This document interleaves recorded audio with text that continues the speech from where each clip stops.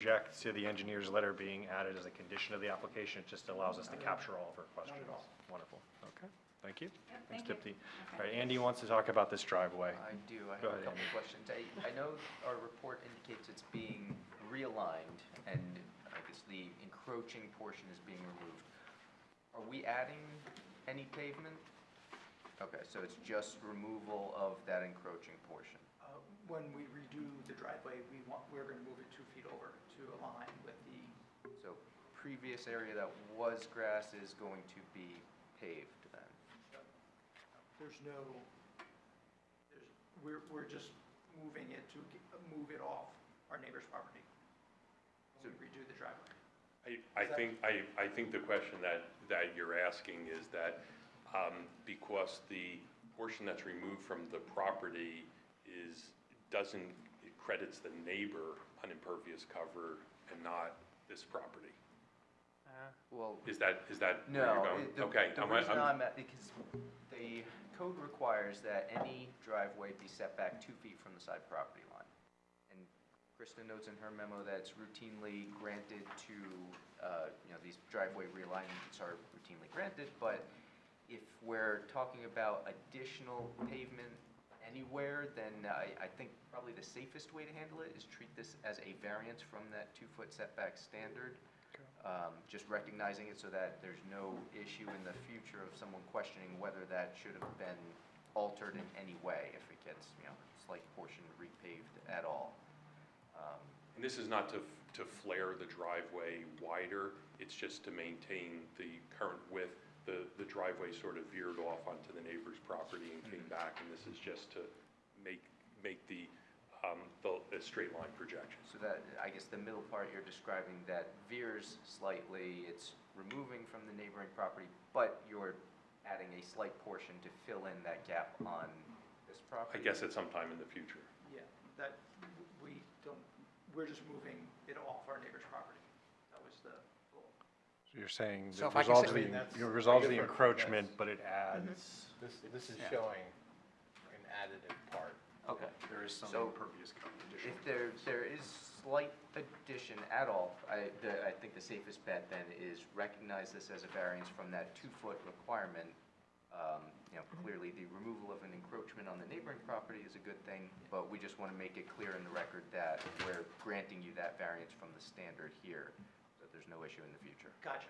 Okay. Got it. That's fine though, but sorry, for the purpose of the impervious calculation, and 300 square feet is a wonderful number to stay under, are we risking through this realignment, the addition of additional impervious coverage that potentially could exceed that 300 square foot a figure? Question for You don't want to take that one? I'll pass on the numbers part. Because yes, good, we're resolving the encroachment. Okay, if we're kind of in the setback, and then we want to know approximately how much additional impervious coverage, and if that exceeds then the 300 square foot threshold.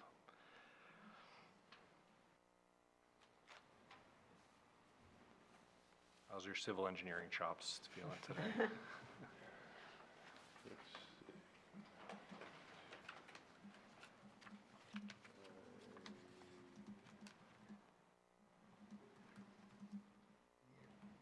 If I eyeball it, I'm probably going to say 60, 70 square feet.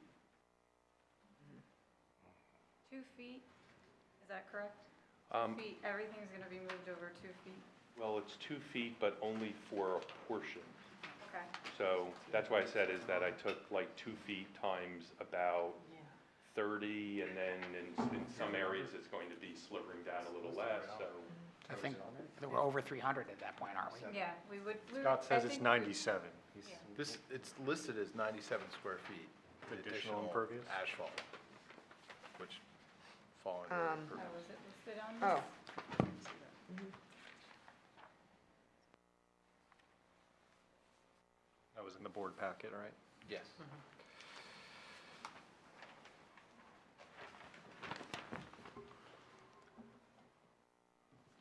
So what that would do is that would trigger a lot drainage and grading permit. Yeah. On the Geller and Sive survey, It does list the breakdown of your impervious coverage. So that's why I wanted to make sure that was the net total. Well, is the lot drainage and grading permit is really the building department, not the board, correct? Just for the completeness of the resolution, we just need to acknowledge the additional impervious coverage. I don't Okay. speak for the board, I don't think they're gonna find unfavorably to this, we just wanna be complete in our assessment. And I was going to mention is that just to condition that if the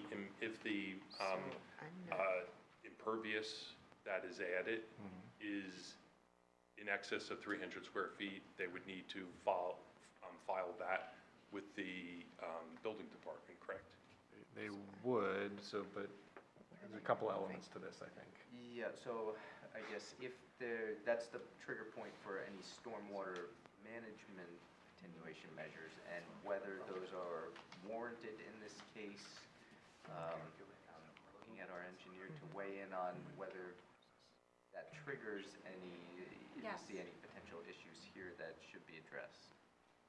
Yes, so if you go over the 300, you would have to put in a dry well system or some sort of a capturing system for this additional stormwater runoff. So using whatever the area is, that turns out to be 310 square feet, just multiply that usually by 3 inches of rainfall runoff, and you'll get your runoff volume towards the dry well. Would, because there's such a small increment, would being able to pipe one of the downspouts into the planter bed be an alternative to that? Because part of this is in place, and rather than disturb more area, this may be an opportunity to allow water to perk through through that planter bed. It's sort of a similar end Situation. game, just because it's so little, the amount of I water. feel like it is a relatively de minimis addition, It but we is. want to respect the 300 square Right. foot threshold. Yes. So in the past, we've conditioned applications on submission and approval of a stormwater management plan, and that doesn't necessarily mean a dry well. It could mean the connection of a downspout into a Yeah. seepage pit or some existing stormwater management control. Offset. But let's not design that tonight. Okay. Let's leave it to the professionals to do that kind of outside the meeting. And how would that mean going through the building department, or would I go through the? First through the engineering department? DIPTY, yeah. Yeah. And then with that approval, it should fly right through the building department. Okay, Yeah, that's it. okay, perfect. All right, thank you. All right, fair enough. Anything else, though, we're missing there in terms of impervious coverage? I don't think we're near a threshold for that, though, in terms of the actual variance or anything. I No. see a table, No. sorry. We're good. Yeah, I don't know what the final impervious coverage number is. I think the testimony was that we're well under. right. Correct? There's no other variance would be triggered. Okay, great, excellent. Thank you, Andy. Thank you, Dipti. I think we're up then for questions from the board. Anyone, Claire? Got something on your mind? Always. Well, I mean, there was testimony about adding landscaping, and yes, it is very well landscaped towards one Edgemont. Though you can also, we all go tromping through your backyard, you may not see it. But the house at one Edgemont does have a second floor balcony that's clearly visible from your yard, and therefore would be looking right at your deck. Have you had a conversation with the neighbors there about their take on all of We this? had for both Weldon's and for our neighbors on Edgemont, absolutely. That's And, why we're and, looking and for they're in the same- support, yeah. Yeah. Yeah, using the same landscape architect was kind of a giveaway, but we want, No, nice to have it on the record. Any other questions? Jay, anything on your mind over there? No? All right. Steve, oh, sorry, please. Did the design team consider a deck level with the main living floor to, that wouldn't have any setback issues? I know it would come out partially over the driveway, and I understand the challenges with that, but was that taken into consideration during this process? So part of the issue is that as soon as you start building over that, you're going to end up having columns, and the maneuvering here to get a car to, you already have multiple movements without building more driveway.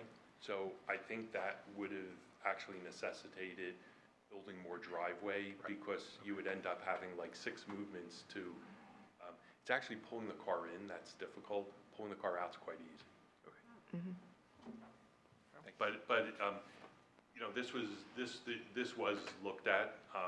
It was not looked at, it predated me being involved in this, but I went through the history and we kind of talked about, I asked a bunch of questions and kind of led, you know, the same school of thought. Okay, great, thank you. Okay. Other questions from the board? Liz? No? Okay. I only had just 2 quick questions, just to build on Claire's thought. Is there any plan to put an oversized sound system or television or chimneys, anything that could kind of impinge upon the neighbor's enjoyment of the property? Absolutely. No? Okay, all right. And then the second was, there was a note from Krista about fall protection, handrails. Is there any plans to put that in place? I understand the building department's gonna take a look at that for sure. Whatever is required by the building code is, we're not asking for any relief or, you know, questions, so if they. But we're not anticipating putting any in place as part of the application. I don't believe they're going to be required by code except at the stairs. Okay, so subject to code requirement then? Correct. Okay. All right, I'll ask again, any members of the interested public here this evening? No? All right. Anything you'd like to say in conclusion? No, just thank you very much for consideration. It's been a long journey. I want to thank Krista and Stephanie for their support through the process. We bought the house back in September 21. Beautiful house. What we wanted to do, like when we bought it, was the outdoor space for our kids. We have a 15 and 13-year-old. So we're excited. It's been a journey. Awesome. It's been a little over a year in process, so we're Let's try to excited. bring that journey to a close then. All right. Then before we enter into deliberations, Andy, could just, I think there's just two conditions that we Yep. noted. Yeah, so we have our usual compliance with those conditions noted in the board engineer's memorandum, and second is that the applicant will submit a stormwater management plan to the board engineer for review and approval. Okay, wonderful. And any kind of finesse within the resolution we would do kind of after the fact, assuming the board approves of the application. Who would like to begin the deliberations? Tom, all right, thank you. I get to vote tonight, so. Go for it. I think it's a very relatively modest application. My one concern coming in, you've addressed. I was happy to see the driveway being realigned, but I was wondering about the square footage, and so I'm glad we were able to resolve that. The proposed deck, the forester believes it's well screened now. I'm happy to hear you're considering additional screening, because I think that'll be very helpful. And based on some of the other comments you've made, I don't see any adverse impact on the neighbors or adjoining property. You know, it's certainly nothing out of character with your neighborhood. So I don't see any negative impacts on anybody, so I'm in favor of the application. You don't care to build on what Tom has noted? No, I would agree. I think it's a modest, you know, addition to enjoy your backyard space. I appreciate that you talked to the neighbors with the landscaping and using their landscaper, because they have a beautiful property at that corner. That's very, very nice. And just, you know, because you live on a busy street, you should be outside in your backyard. So I would definitely be in favor of this application as well. I too could support the application. There's some topographical hardship in this, but the lot is well screened today with potential for even improved screening. It is relatively modest, though it looks like it might be teetering over that 300 square foot limit, but we won't hold that against you. And we appreciate the accommodation with respect to the stormwater management plan, knowing that hopefully for your pocketbook won't net a dry well, but we know you'll work to do the right thing for the property, and DIPD will kind of hold you truthful and honest throughout the whole thing. So with that, and the conditions as noted, do I have a motion to approve the application with the conditions, the 2 conditions? So moved. Second. Claire and Scott, we will vote. Ms. Newell? Yes. Mr. Gonzalez? Yes. Mr. Loiketz? Yes. Ms. Toth? Yes. Mr. Feskins? Yes. Mr. Yuko? Yes. Chairman Spark? Yes. The motion carries. All right, thank you very Thank much. you very Good luck. We stayed on target. Did well. Everyone else take notice, all right? Thank you. All right, next we'll hear 58 Dale Drive, Alexandra and Jason Rosenwell. Is that new? That's identical to what. If it was already counted, okay. And you have the pictures? Okay. Great.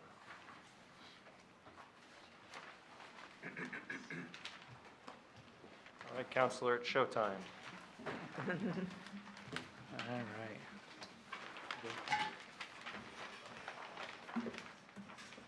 Yes, sir. All right, good evening. I'm Anthony D'Alessandro from Avellino Law in Morristown, New Jersey, on behalf of the property owners Alexandra and Jason Rosenbaum. The homeowners seek to make improvement to the backyard of their home by removing, replacing, and expanding a patio to create an outdoor living space that is more conducive to their current lifestyle while keeping with the charm and style of their home. The current 369 square foot patio will be removed and replaced with a 635 square foot patio. We are seeking 1C variance for the left side yard setback varying from 12.3 feet to 14.3 feet, whereas 15 feet is required. The irregular shape of the property is an undue hardship as the left side yard property line veers as it goes towards the right, to the rear property corner. The addition is within the impervious coverage and building coverage permitted. I just wanted to make one note that there is an existing non-conforming condition on the left side of the house. Was originally a screened-in porch. The house was built in 1959, and at the time, the existing non-conforming condition met the requirements when built. In 2007, a permit was obtained to convert the screened porch to walls, but no variance was required at that time because it was already enclosed and was already included in the floor area ratio. In terms of the patio and the variance we're seeking here, the patio is designed to blend with the home. It's architecturally appropriate. It's set back appropriately from the street and not even visible from the street. There are no stormwater issues, no detriment to any other properties, and there will be appropriate screening, especially as noted by the city forester. Just touch on the criteria needed to approve this application. The positive criteria: the changes are creating an outdoor living space that is more conducive to modern day living, promoting a desirable visual environment and preserving the character of the original home. The proposed patio will blend with the mass, scale, and architecture of the home. The property is well screened and fenced, and the benefits of the deviation outweigh any detriment. The negative criteria: there are no adverse effects on adjoining properties or the city, no damage that would create substantial detriment to the public good. There's no detriment to the neighborhood character. The zoning plan will not be substantially impaired by granting the variance. The yard improvement will not cause any undesirable noise, light, glare, odors, or any other burdens, and the changes will not negatively impact the surrounding property owners. Now to touch more on the specifics, I'd like to turn it over to our expert, Harrison Barney, a civil engineer from E2 Project Management, LLC. Any questions from the board for the attorney? No? Any members of the interested public here for this application? No? All right, we'll hand it over to the next witness. Thank you. And if you could please raise your right hand. Do you swear affirm the testimony you're about to give in this matter is the truth, the whole truth, nothing but the truth? Yes, I do. Please state your name, spell your last name. Harrison Barney, B as in Bravo, A-R-A-N-Y. Thank you, and can you briefly describe your background, experience, and 3 boards you've appeared before recently? Yes, I have my bachelor's from Science and Engineering from Rutgers University. I've been practicing civil engineering for roughly 10 years now. My license, I do have a New Jersey PE license. It is current and in good standing, and I have testified before a few boards in New Jersey, specifically Harding Township and the Township of Morris for planning board and zoning board applications. Any questions from the board, or would you like to accept this credentials? Welcome to Summit. You can add Summit to that list after tonight. That's right. There we go. Go ahead. Okay, so to start, the plans that I'm going to be showing you today, which you have received and should have in hand, are dated December 22nd, 2022, variance plans. The site in question is the address 58 Dale Drive, Summit, block 5605, lot 19, with a lot area of 15,778 square feet, or 0.36 acres. The property is located in the R15 zone, single-family residential. And we're here, just as Mr. D'Alessandro said, requesting a C variance for setbacks for the proposed patio. Per the township ordinance, the patio is considered an accessory structure since it is attached to the dwelling via steps, which are existing steps. And we are proposing a variance request for a setback of 12.3 feet, whereas 15 feet is required for this accessory structure. If you're referred to figure 2 of our drawing set, if you look at the area shaded in red, that is the existing patio area that is to be removed. And that existing patio area is 369 square feet. And the hatched area, it looks like diamond-shaped hatched area that is bolder and black. It will be the new proposed patio area, which has a total area of 635 square feet, or an increase in 266 square feet, which is also reflected in the impervious coverage, which we are compliant with still. The impervious coverage, the existing impervious coverage before was 4,025 square feet, or 25.5%, which will be increased to 4,291 square feet, or 27.2%, with the enlargement of the patio. With the proposed construction of the patio, no trees are to be removed, no vegetation is to be removed. The grading of the patio is to be sloped slightly away from the house to promote positive drainage. And we are regrading slightly behind the patio so that the water runoff will run off to either side of the property and down the property towards the existing topography. If you're standing at the street for the existing property, you'll notice that it is situated higher from the street, roughly 15 or 16 feet. This helps with the screening of the patio in the rear. And there's also quite a bit of vegetation in the front, two big trees in the front that helps provide some screening. And as well, from the neighbor to the north, lot 20, there is an existing 5-foot fence roughly that runs along the side of the site. And what's actually not shown on the survey or the plans, there's actually a number of arborvitaes and trees that are on the other side of that fence, which are on the subject property, which provide a nice screen from the patio from the neighbor. I just wanted to point that out. If you look at our plan figure 2 as well, you'll notice an orange shaded area. That is your steep slopes area, which we are not encroaching in any of that. Anything considered over 15% slope is considered steep slope. The area which we're proposing these changes, we are not within that area, so we do not trigger a variance for steep slopes. Our net increase in impervious coverage, as I was saying before, 266 square feet is less than the threshold of 300 square feet. Therefore, no stormwater management is required for this site. And we are aware that a lot grading permit will be required since we are disturbing over 600 square feet of the lot. We did receive some professional comments from the engineer and some other professionals as well. I just wanted to address a few of those that were some open items. One of them is in regards to the survey, which was completed in 2021. There was a question about if there was any additional improvements made after the time of the survey. I did walk the site yesterday. There was no significant changes or any changes whatsoever that reflect impervious coverage or would deem a stormwater management plan or just improvements towards the dwelling itself. It is very similar to what it is today. Actually, in fact, there's a few trees that were missing from the survey that help with our project, as I said before, with screening. We are aware of the soil erosion fencing. We will comply with that to surround that around the entire limit of disturbance.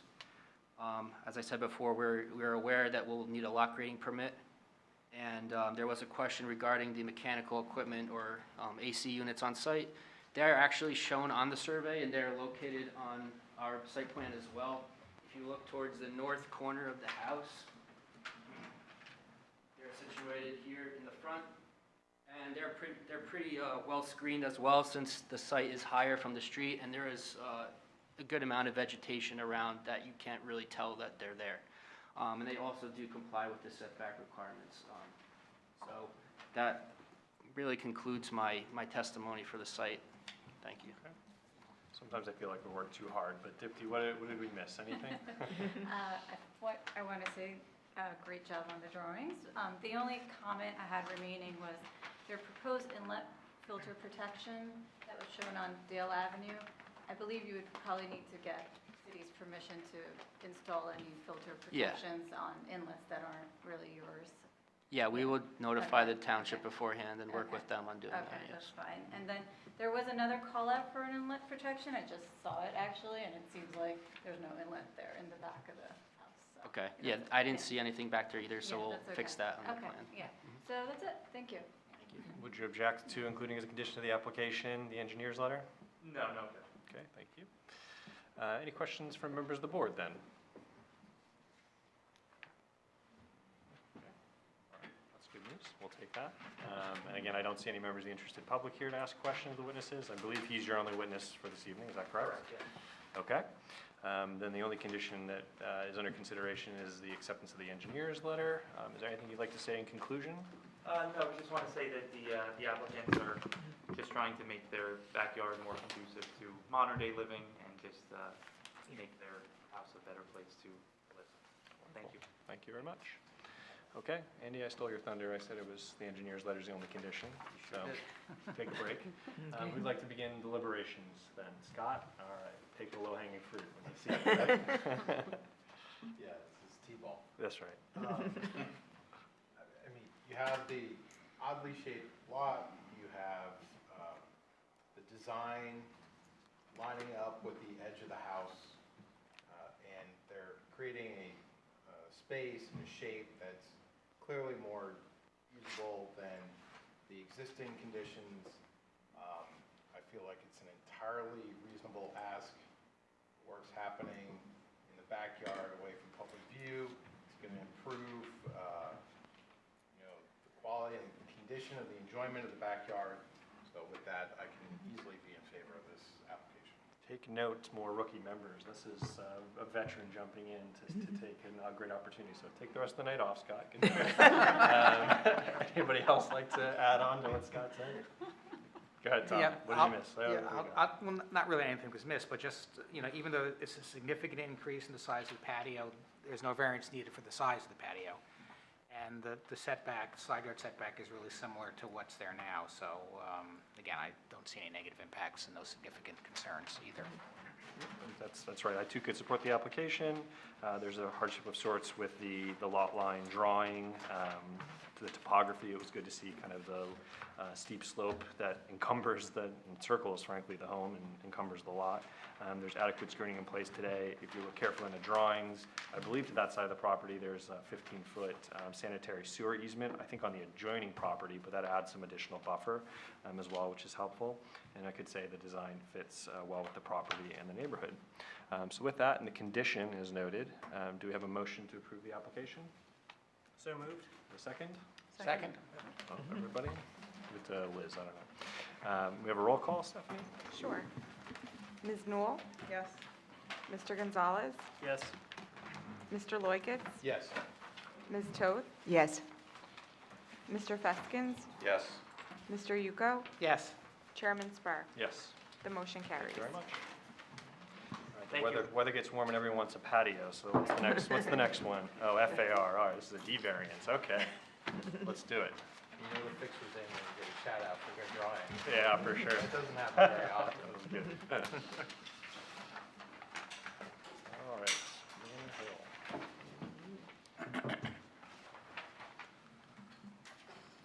D, 5 of us have to agree. And when does that happen?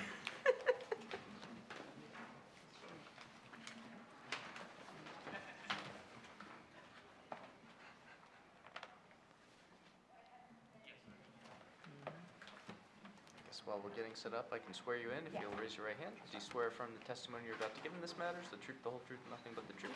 I do. And please state your name, spell your last name. Amanda Cregan, Creegan. Thank you. All right, Ms. Cregan, before we get you're set with your drawings, it looks like, but tell us a little bit about the application, and then we'll hear more from the architect. We are seeking to put an addition on the rear of the house on the existing first floor kitchen and breakfast area and second floor primary bathroom. Okay. Remove and replace an existing deck, I see, so everybody wants a little outdoor space as well, yeah? A little bit. She'll Reconfiguration. explain more, but it needs to be removed. All right, wonderful, cool. Any questions for the applicants? Actually, just kind of, because, I mean, I see that you're removing sort of the ghost walkway, if you will, and side, and exit, or the stoop on the side of the house away from the driveway. I was just curious if you knew the history of the house and how those came to exist. Because with the driveway where it is, they just don't seem to go anywhere. on the which side of the house? On the, oh, I have no idea. Yeah, okay. I would like to know the answer. I think we're keeping the software though. I don't know. Okay. I don't know how to There do you it. That's all right. All right, let's move then. I just see one other applicant, so we'll just note for the record, there are no members of the interested public here. If someone sneaks in, we'll give them an opportunity to ask a question, but we'll swear you in, and we can begin the architecture testimony. Do you swear affirm the testimony you're about to give in this matter is the truth, the whole truth, nothing but the truth? I do. Please state your name, spell your last name. Kimberly Tone, T-O-N-E. Thank you, and I'll note that you've appeared before us a number of times, including recently. Any changes to your credentials since the last time you were here? No changes. I assume the board would like to accept you once again. We'll accept your credentials. You may begin. Alright, so as Amanda mentioned, we're seeking a floor area ratio variance to, Do you mind just, sorry, moving the microphone over to you? Yep, sorry. Thank you. we're seeking a floor area ratio variance for 201.5 square feet. We're adding 266 square feet. 47 of that is on the first floor, and see exactly how much was on the second floor.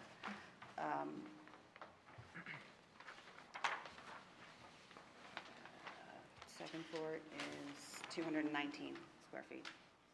I could do math faster if I wasn't presenting, I guess. Okay, so the back half of the house, or the back of the house, there's a one-story portion of the house that's an existing breakfast area / sitting room. And the kitchen is internal of that in the back right corner of the house. The breakfast room is a couple steps down. It's stops the, creates sort of an awkward flow between that space and the kitchen. The, at the back of the existing house, these are drawings that you have, the existing, or the part that's in the middle, this is V3. The area of the existing kitchen is, or the proposed kitchen, is actually currently, the kitchen takes up to about where the island is, and then halfway into the powder room, from the edge of the island to halfway into this current proposed powder room is the breakfast area.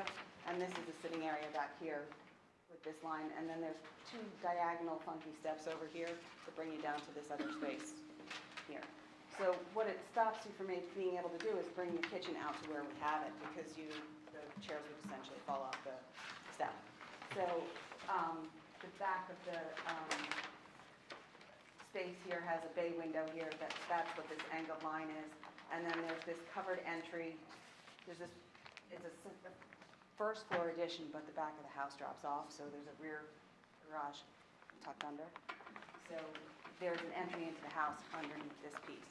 So we're maintaining that piece there and squaring off the back of this addition and creating a larger breakfast area and with a small area for a sitting room, because part of the first floor family room is on the other side of the house, so it doesn't communicate very well with the kitchen. So one of the things we're trying to do is improve the family space and give one space where they can all hang out together. And in addition to doing that, we want to actually get the door to the powder room onto the hallway and not directly into the kitchen. The deck at the back is currently in need of, it just needs to be replaced. It's sort of got this weird angled railing on part of it that almost looks more like a boat than a deck. And a built-in bench around it, and I think it's not really that safe. I mean, I think a few nails away from a dangerous situation. So on the second floor, we are adding over top of the existing, or the addition that we're adding on the first floor. It's really over the breakfast area, not over the piece that we're adding on this side here. We're adding a larger primary bathroom and two closets in part of the area of the existing bathroom. The existing bathroom is, the house stops here now, and this is before, by the way. And these two closets are taking up the space of the current bathroom. Right now, those are about 5.5 feet wide inside. It's a really hard bathroom to navigate, and so we're adding space over the room behind it. The current closet is in the front now. We're going to move that to the back, which is also more desirable. And give them a small space for an office, sitting room, accessed off of the master bedroom. So this is the 219 square feet, and on the first floor, it was the 47 square feet, which comprises the floor area ratio variance. Part of the other things I would like to note about the house is there's a lot of space in this house that's circulation. The foyer is huge. I mean, for this size house, the foyer is pretty big. It's almost bigger than the breakfast room itself. And some of the things that are causing the floor area ratio variance are the redundant spaces for family rooms where you want to have something that's accessed off of the kitchen and where the family can gather and communicate and spend time together. The redundancy of spaces increases the need for the floor area and the size of the foyer, which is part of the character of the house. So those are really the main reasons I think that we're actually over by a modest amount. In addition to that, I can walk you through the exterior. Exterior of the house. There are really no changes to the front of the house. The addition is completely behind. This is the second floor addition and the first floor addition with the deck back here. We're improving the deck steps down, making them safer, changing the rail to a normal rail that actually suits the style of the house. The rear of the house. And on the side here, you can see we kept the addition 2 stories in a similar mass to the current house where it's just a simple gable. The house has very simple roof lines. We didn't want to sort of create a lot of intricate roof lines back there, so the second floor pretty much aligns over the first floor with the exception of that one sort of piece that, because we're dealing with floor area, we didn't want to over add here. So, as far as in the narrative that we had submitted, there were reasons for granting relief. The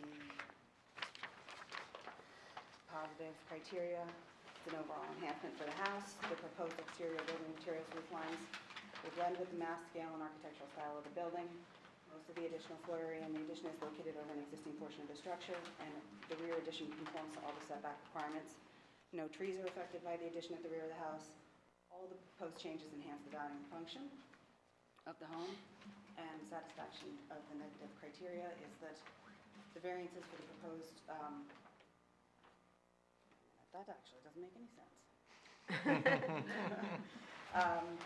Let's just skip that. The variance can be granted without substantially impairing the intent and purpose of the zone plan and the ordinance. The proposed design of the breakfast room addition, new deck, and primary bathroom and closet has no adverse effect on the adjoining properties, the neighborhood, or the city of Summit. There is no change to the use of the property, no damage to the character of the neighborhood as to constitute a substantial detriment to the public good. There's no detriment to the neighborhood character, utility, or value. Granting of these variants causes no impairment of the zone plan and the ordinance. The proposed addition does not significantly change the perception of the overall size of the house or the density of the neighborhood. The addition will not cause any undesirable noise, light, glare, or odors, or any other burdens on the adjoining neighbors or on the neighborhood. We feel the board can grant this variance without detriment. Okay. Any questions? We'll go to you, Dipti. It's not an engineering-heavy application. Anything you want to flag or? I would suggest to add top and bottom of wall elevations. I believe your wall was only like 3 feet high Right. max, yes. Okay. That's it. I couldn't hear the question. What was it? It was a suggestion to Oh. add top and bottom of wall elevations because it was only 3 feet high per the plans, but just to add those elevations on the plans. Would you object to? Nothing else. Okay, Yes. with respect to the engineer's letter, Yeah. would you object to including it as a condition of the application? Okay. Thank you, Dipti. Yep. Anyone have any questions from the board? No? No, but no grilling? Gonna let her off this easy? Okay, fair enough. I don't have really to add myself too for a D variance. We'll get into deliberation shortly, but it's tucked in the back and relatively small and doesn't appear to have any real negative impact for the neighboring properties, but great. Anything you'd like to say in conclusion then? We're not going to overwork it tonight for you, which is good. Thank you for your time. Wonderful. Okay, excellent. So the only condition, as noted, would be the engineer's letter. I know, Andy, sometimes for D variances, you want a little more oomph in the resolution. Is there any aspect that you'd like to explore? Nope. No? All the testimony that was provided gave me sufficient evidence, so All right. I'm happy. Andy will sleep well tonight then. Who would like to begin the deliberations? Well, if Scott's off, Scott's off, I'm he's going to done. try to fake my way through this one. I can certainly support this architecturally. It unifies kind of chopped up back of the house, certainly adds safety in terms of the deck, and also by removing steps down to the family room, or the breakfast area, it makes that part of the house more accessible. If you're not going to age, you have aging parents, so at some point that becomes an issue. But it does not affect the character of the house. It's the neighbors aren't going to notice it. It's certainly not going to affect the neighborhood. It doesn't affect the floor area ratio, but as a board, we tend to like it when you remove unnecessary impervious coverage on the lot, so that's kind of nice. And for all these, and for reasons Scott would say if he were talking, I can support this application. Wally, I saw you scratching notes. Anything? I can't, Missed? no, I don't think anything was missed. I second everything Claire said. There's no impairment to the neighborhood. The massing is in line with what's around and doesn't go above and beyond and is in scale. The additions are modest and it increases the functional use of what's already there. And it will be functional for, your family now and future families, because this seems to be more in line with how we use our homes nowadays. So yes, to Claire's point, aging parents, if you age in the home, you'll enjoy it 40, 50 years from now. But if you have small kids, they will enjoy it as they don't fall down a bunch of stairs. So I think this is it's practical, and I would support this application. Tom or Liz, anything you'd like to add? No? Okay. I'm also off the hook for the rest of the night. No. Borderline. Scott jumped into it. It's the enthusiasm that really, caught my attention. I can speak to this one too if you want. If you've got something to say, you're welcome to say, but you can kick your feet up otherwise. I too could support the application.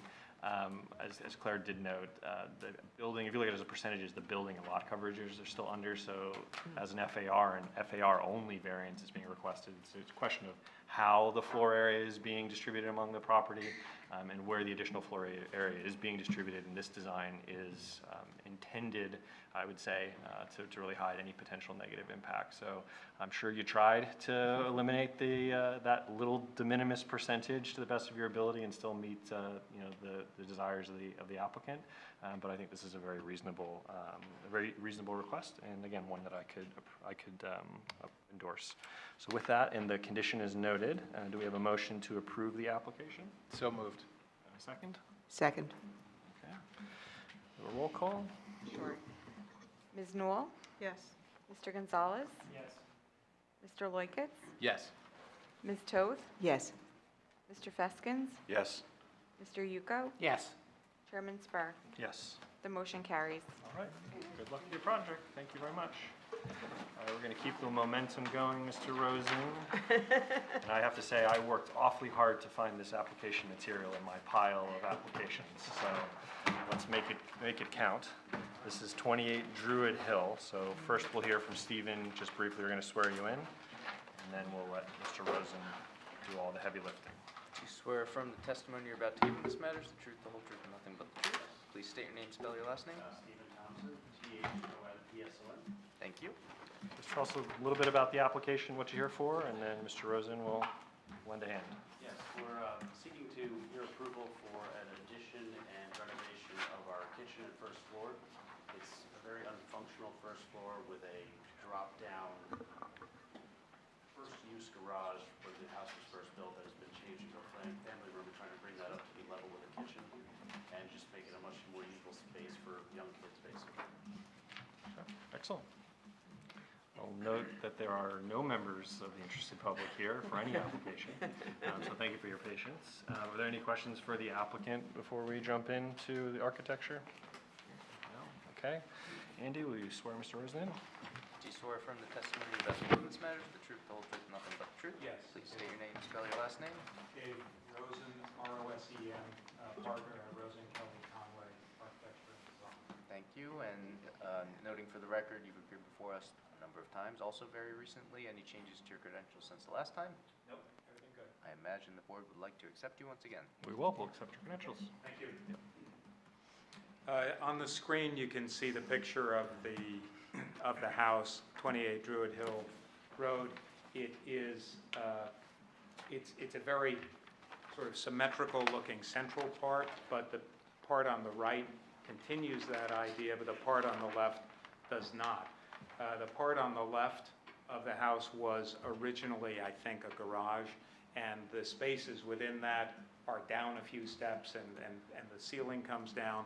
On the second floor, the floor drops down, and as noted in the project narrative, you have to go through a bedroom, through a doorway, down some steps, and so on to get to the little space that had it within that small dormer. We are here to renovate that space and some addition on the house in the back in order to bring the house up to sort of more current standards and make it more usable. We're here for two variances. The first variance is a combined side yard variance. And currently, it is required in the R15 zone to be 35%. It's 33.3. When the last renovation on this house was done, when the original garage was enclosed and a new garage was added in the back left corner of the property, the requirement at that time was 33%. Krista says that it was originally 33%. I don't even know what the requirement, or if one existed in 1928 when this house was built. I didn't think there were combined side yard requirements, but in any case, the most recent renovations on this house, it was supposed to be 33%. It is 33.3. Whether that's a coincidence or whatever, that's what it is. We are not changing that, but we will be doing an addition on the left side of the house, which has a slight impact because the roof over that part, we will be raising the ridge slightly.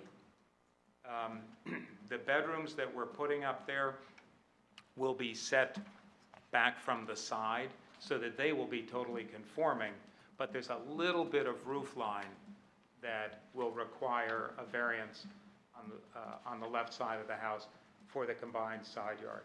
Now, it's 20.3 feet on that side, so the single side yard over there conforms, obviously, if the other side is the one that's a little bit small at 13, but we're not doing anything on the right side of the house.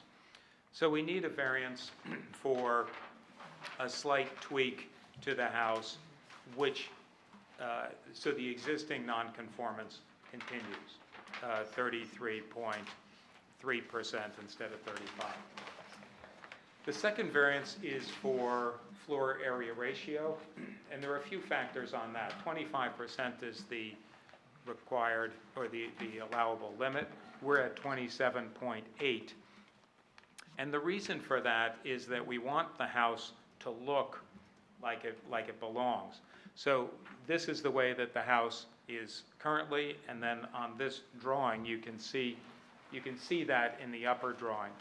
In the lower drawing, you can see that the dormer on the left side has gotten a little bit bigger. The window is bigger so that it meets egress requirements. It does a variety of things. You can also see that the roof line on that piece on the left wraps around, and that's where there's a setback of about 20 inches or so, which makes the bedroom itself set back in a compliant way.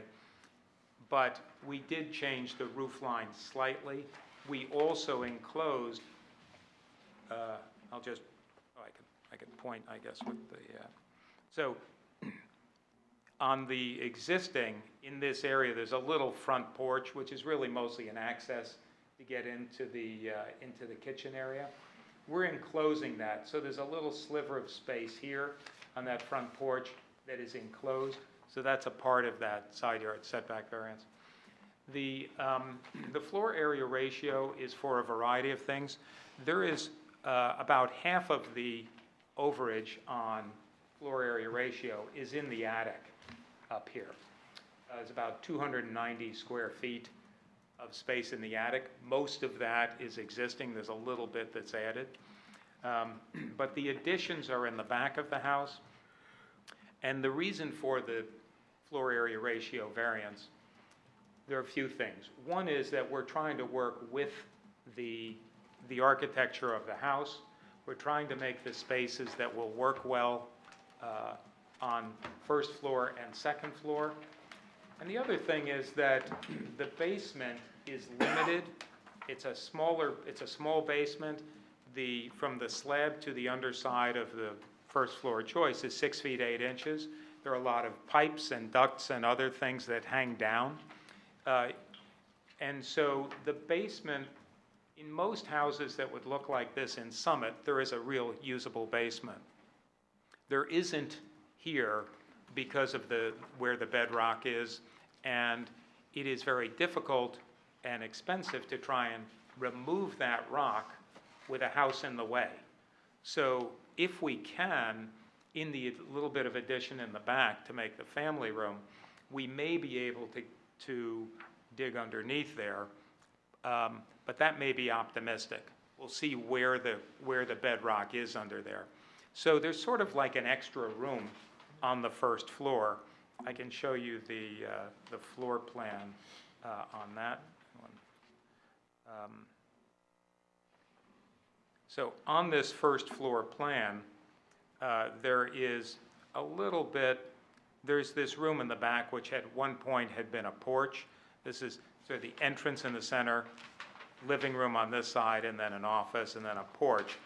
We're keeping that as a playroom. That would normally be in the basement, but with the rock sort of squeezing it so that there's limited headspace in the basement, we're keeping that as a playroom. This line shows the current exterior of the house.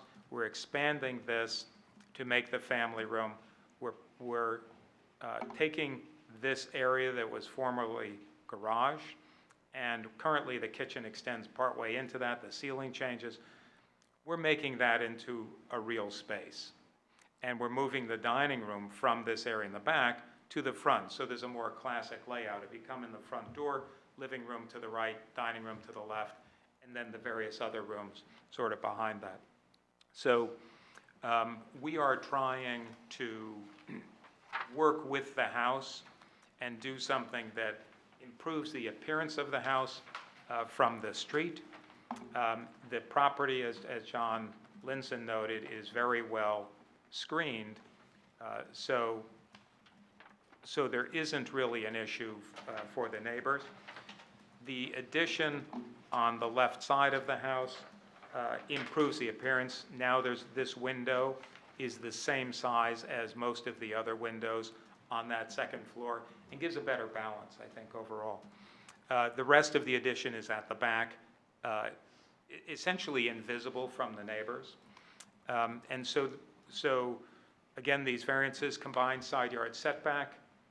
It's the existing condition, and we made sure that we set back the actual second floor addition when we enlarged this dormer on the left side here. That dormer is compliant, same thing in the back. It's just really the little bit of roof line that are non-compliant. And the floor area ratio is due to the way that the house was originally built and our desire to work with the existing house and not try and shrink it all over. There were a couple of comments that I wanted to address. Krista mentioned these couple things about the 33.5%, which was the requirement at some time in the past. And she also mentions an air conditioning condenser. We'll be fine with that. There are 2 condensers. They will probably stay. If we add one, it's really probably going to be replacing one. And if we did need to add one, it would be compliant. And then on the engineering report, there were 2 comments. One was in the engineer's report, item 8, and the other one is item 9. In item 8, we have 2 statistics for the increase in building coverage, which is compliant. Building coverage, lot coverage, all compliant. But there was a question about 2 statistics. One was saying that the addition is 275 square feet, but the overall, the net increase is 220. It's just that there are areas outside the house, landings and steps, that we're building on top of. So the addition is 275, but the net difference is 220. And then the last thing was about the lot coverage. There was, it said that we would have, our application had mistakenly said we were going to have a decrease of 11 square feet in lot coverage. It's actually an increase. Those 2 numbers were put in the wrong columns. So again, it's compliant at 33.8% for lot coverage as opposed to 35 allowable. And the reason that our lot coverage is so small, the additional 11 square feet, is because we're building out onto existing patio. And there is sufficient patio remaining, so we don't need to add to that. So I'll pause for a moment here and see if there are any questions. Dipti, anything you'd like to follow up on? Good catch on that, is 11 square feet. That was good.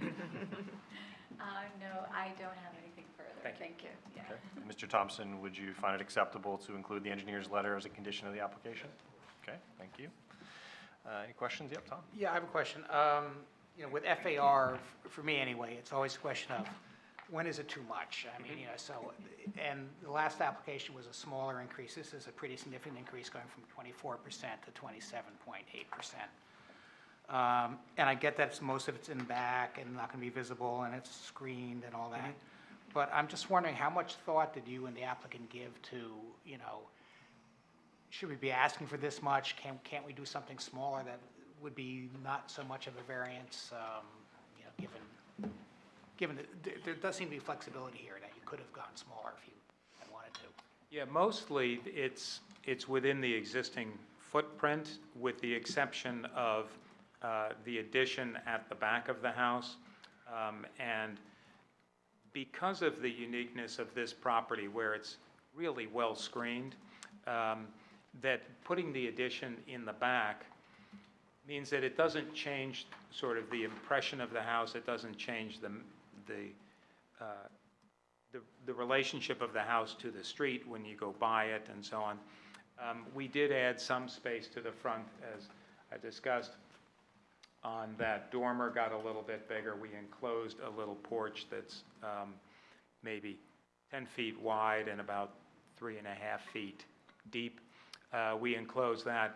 The idea was to leave the original house pretty much as it is and not try and pull back in other areas and get the rooms to work properly. This is, people may move and so on, but I think that this is a house that they, yeah, that this is a kind of thing where this house will work really well for them now and for decades to come, presumably. So we did look at, and we've discussed a variety of things, but we felt that overall this was the right thing to do. The usual test is whether the property can sustain the additional development. And here, I think it can, as shown by the fact that building coverage and lot coverage are both compliant, and that lot coverage we only increased by 11 square feet because we're building onto area that has already been developed. And we really did consider whether we should go to more extensive measures to try and cut out the bedrock underneath and make more space in the basement. But it's really a significant challenge on this property, because with the house in the way, you just can't get the machinery there to do it. And it's not like it's dirt where you could even hand dig it. This is the rock itself. So for a variety of reasons, and as I mentioned, there's about half of it, 290 square feet, so about half of the increase, and it's almost 2/3 of the variance itself is in the attic. We didn't add dormers to make the house feel more substantial up above. We put everything on the first and second floor. So I think that the property can sustain the additional development. I think that the house can do it. I think the neighborhood can.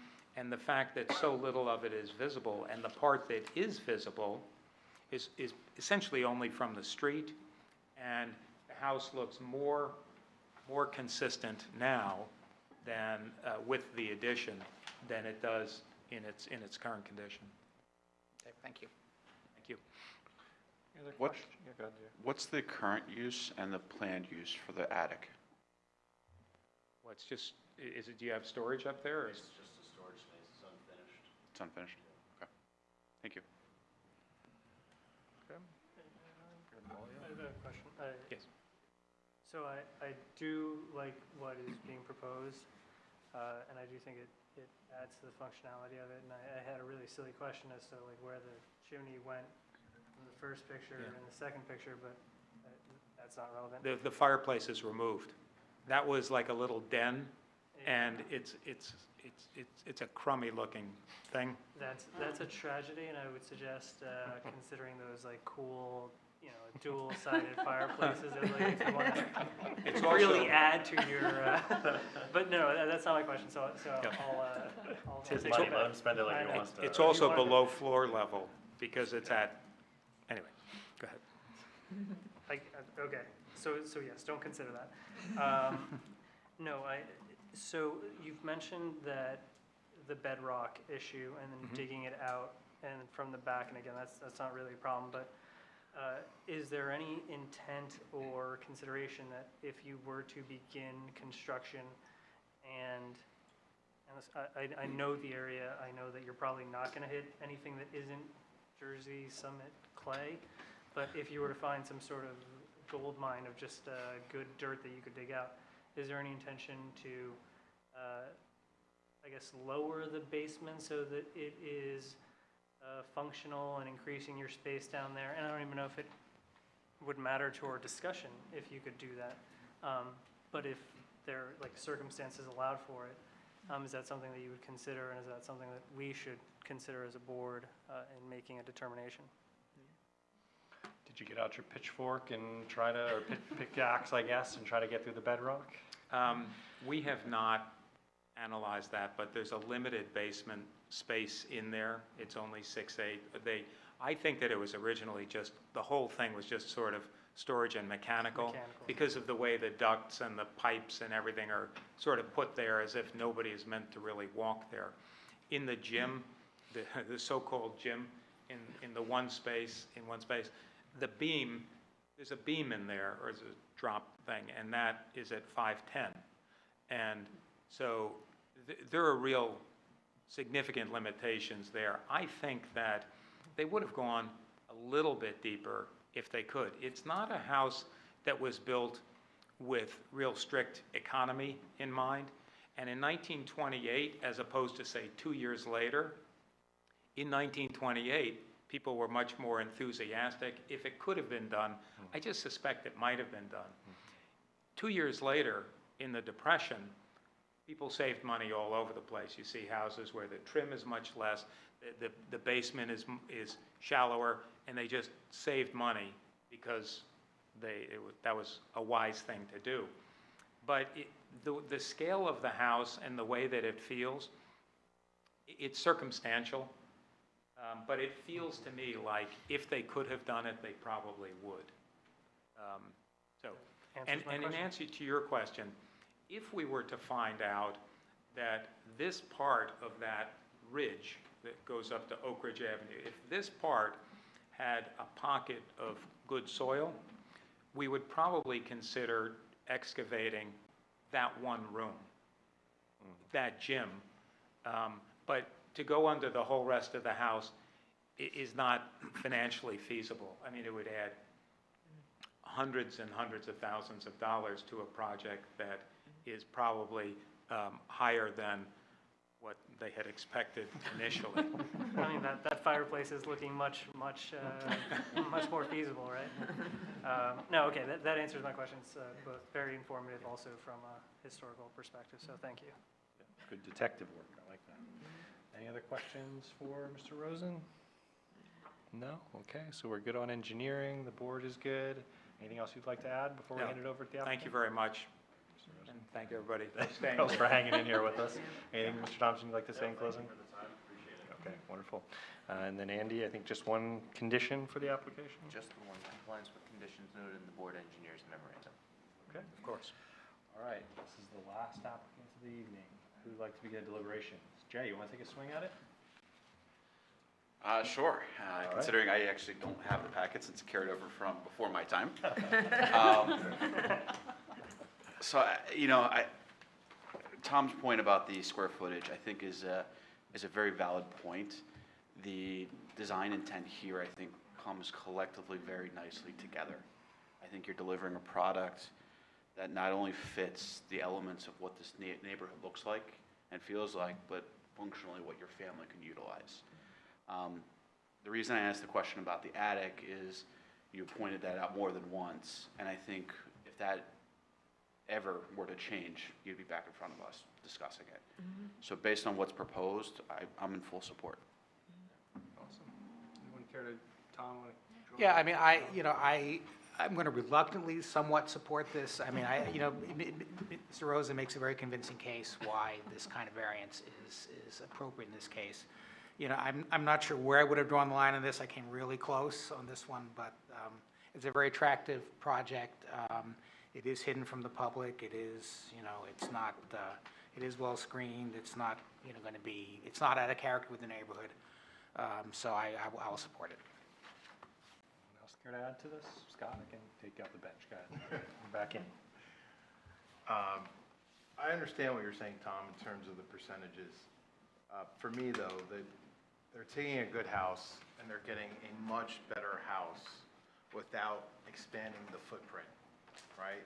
It's an infill project for all intents and purposes, and providing significant improvement without significantly expanding the presence of the house on the site. I think if every applicant came to us with that accomplished, then I think our job would be a lot easier. So, having said that, I'm very much in favor of this. Cool. I too could support the application. There's notable aesthetic improvements. It's being, as Scott and Tom acknowledged, it's being addressed in a way that minimizes any potential negative impact to surrounding properties, given kind of the infill nature of it. The property is very well screened. The lot can, in my opinion, accommodate not just the FAR, but potentially a larger footprint. So there's an appropriate balance being struck here. And then I'd like to see this in the resolution that there's a geologic hardship that we're accommodating for. Not just a topographic one, but I like your sleuthing, Mr. Rosen, and do presume there's an ample bedrock there that's underlying that foundation. So geologic hardship. Thank you. I can support the application, in quotes, that's right. Patent pending. Patent pending, that's right. And for that, I could support the application. Do we have a motion to approve the application with the condition as noted? I'll move to approve. Thank you, Tom. Second? Second. Scott, the roll call, please. Sure. Ms. Newell? Yes. Mr. Gonzalez? Yes. Mr. Loigutz? Yes. Ms. Toth? Yes. Mr. Feskins? Yes. Mr. Yuko? Yes. Chairman Spur? Yes. The motion carries. All right. Thank you, Mr. Thompson. Thank you, Mr. Rosen. Have a good evening. Good luck with Appreciate your your project. time and the, Yeah, thank you. Absolutely. Thank you both. and the manner in which you guide the applicants through this. Good. Well, good luck with your project. Many years of happy enjoyment, we hope. All right, we've got a little bit of administrative work, a couple of resolutions, and then one set of minutes. So Stephanie, over to you. Sure. So we have 7 Linda Lane. which is ZB-232180. It's Block 4710, Lot 10. The eligible voting members are Chairman Spar, Ms. Newell, Mr. Gonzalez, Mr. Malay, Mr. Loikitz, Ms. Toth, and Ms. Sager. Can I have a motion? So moved? Second. Okay. Ms. Newell? Yes. Mr. Gonzalez? Yes. Mr. Loikitz? Yes. Ms. Toth? Yes. Chairman Spar? Yes. The motion carries. The next one we have is 104 Woodland Avenue. That's ZB-23-2179, Block 1203, Lot 26. The eligible voting members are Chairman Spar, Ms. Newell, Mr. Gonzalez, Mr. Malay, Mr. Loikitz, Ms. Toth, and Ms. Sager. So moved. Okay? Second. Okay. Ms. Newell? Yes. Who's the motion on that? That was Liz? Yeah. Okay, sorry. I didn't- Mr. Gonzalez? Yes. Mr. Loikitz? Yes. Ms. Toth? Yes. Chairman Spar? Yes. The motion carries. The last resolution we have is 709 Springfield Avenue. That's ZB-22-2159, Block 1702, Lot 49. The eligible voting members are Chairman Spar, Ms. Newell, Mr. Gonzalez, Mr. Malay, Mr. Loikitz, Ms. Toth, and Ms. Sager. Can I have a motion? So moved. Second? Okay. Ms. Newell? Yes. Mr. Gonzalez? Yes. Mr. Loikitz? Yes. Ms. Toth? Yes. Chairman Spar? Yes. The motion carries. Next, we have the minutes. They are from June 5th, 2023. We'll do a voice vote, but we're going to exclude those who were absent that evening, which were Ms. Toth, Ms. Sager, Mr. Feskins, and Mr. Yuko. Can we have a motion? So moved. I'm sorry, so that was Ms. Newell? Yes. And a second? Second. Okay. All those in favor? Aye. Any opposed? Great, the motion carries. With that, we are adjourned to July 6th. 4 applications, hour and a half. Wow, that's That's amazing. a land speed record. That's right.